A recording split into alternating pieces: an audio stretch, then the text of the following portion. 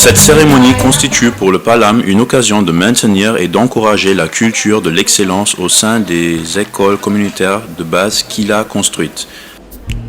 D'abord, une visite de terrain conduite par Madame le ministre de la Femme, de la Famille et de l'Enfance. Il s'agit pour Maria Massar de voir les réalisations du Palam. La première étape nous mène à Medina Ndiayen dans le département de Koungheul. Maria Massar a procédé à l'inauguration de l'école communautaire de base. Dans ces établissements, la possibilité est offerte aux enfants déscolarisés ou non scolarisés, y compris ceux des Dara, d'étudier et de pouvoir rejoindre ceux qui sont dans le formel. Ceux qui n'ont pas eu la chance de passer pourront être accompagnés par le Palam. Pour cela, un projet productif à but pédagogique est financé au niveau de chaque classe. Ici, ils ont choisi la banque céréalière. On a récolté du sang collectif et on achète du mil au Louma. On revend le mil durant la période sudaire et on met dans la caisse solidarité. Les femmes ont vu leur capacité technique renforcée à Medina Ndiayen. Elles pratiquent de la plus belle manière la teinture. Le Palam a favorisé la création de micro-entreprises pérennes. La pratique de l'embouche est une innovation avec le GIE Bok Yakaar. Cap sur Tiep. Le ministre a procédé à la coupure du ruban d'inauguration de l'école communautaire de base.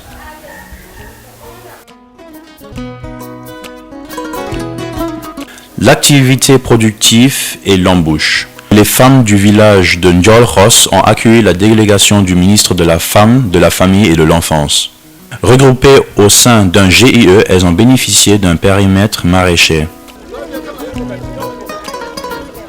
Toujours dans la dynamique de renforcer l'auto-emploi des jeunes, des salons de coiffure sont financés au profit des jeunes filles. Il s'agit de créer des emplois pérennes en phase avec les opportunités locales. Dans la région de Diourbel aussi, le programme d'alphabétisation et d'apprentissage de métiers a enregistré des résultats satisfaisants.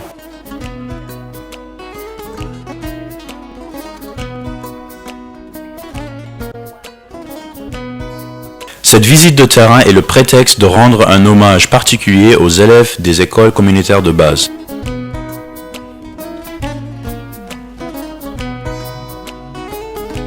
Cette cérémonie est pour le Palam le lieu de magnifier l'éducation non formelle. Il s'agit d'honorer les élèves méritants des 190 écoles communautaires de base qui ont été construites. Les enfants qui n'ont jamais été à l'école, qui au bout de 3-4 ans peuvent aujourd'hui passer l'entrée en 6e et aller vers l'enseignement moyen secondaire. Ceux qui ne passent pas, on va les récupérer pour leur apprendre un métier, leur créer une micro-entreprise et qu'ils deviennent de véritables entrepreneurs villageois. Je pense que dans cette démarche-là, le Palam est réellement innovant. Il s'agit de prouver la pertinence des écoles communautaires de base comme institution éducative crédible pour la prise en charge des enfants non scolarisés, déscolarisés et la lutte contre la mendicité des enfants. En vérité, il faut se convaincre que les échecs scolaires d'aujourd'hui sont les échecs économiques de demain. Et c'est dans ce cadre qu'il convient de mesurer la portée réelle du Palam, qui permet de redresser la trajectoire de l'avenir de tous les enfants bénéficiaires qui auraient pu avoir un avenir plutôt sombre n'eût été ce programme. Les enfants n'ont pas manqué d'exprimer toute leur reconnaissance. Nous sommes un certain nombre d'enfants ici des zones rurales et confrontés à des problèmes de pauvreté, d'alphabétisation et d'information. Dans cette situation sans avenir et sans espoir, quelques braves hommes et femmes ont eu la noble idée de nous venir en aide avant qu'il ne soit trop tard. Cette cérémonie est aussi le lieu pour la directrice de dévoiler les autres aspects du Palam. Le Palam a encadré plus de 3000 jeunes, filles et garçons, dans des métiers très diversifiés. Nous avons retenu 9 curricula pour que ces jeunes-là puissent être formés, organisés, encadrés et créer des micro-entreprises pour se prendre en charge et aider aussi leurs parents. Tout le monde sait que les femmes constituent l'épine dorsale de la famille. Et elles sont dans plusieurs domaines d'activité. Et le PALAM vient renforcer leurs compétences, vient les organiser en leur donnant un statut juridique, vient les encadrer pour leur permettre de créer des micro-entreprises dans différents domaines également.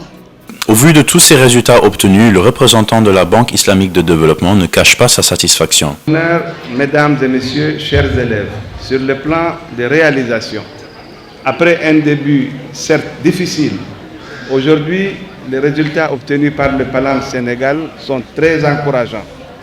Le PALAM est désormais la référence pour tous les autres volets de la BID et je m'en réjouis très particulièrement parce que j'ai eu le privilège de suivre chacune des étapes de ce PALAM Sénégal. L'autorité n'a pas manqué d'exprimer le caractère innovant de la cérémonie qui est surtout chargée de symboles.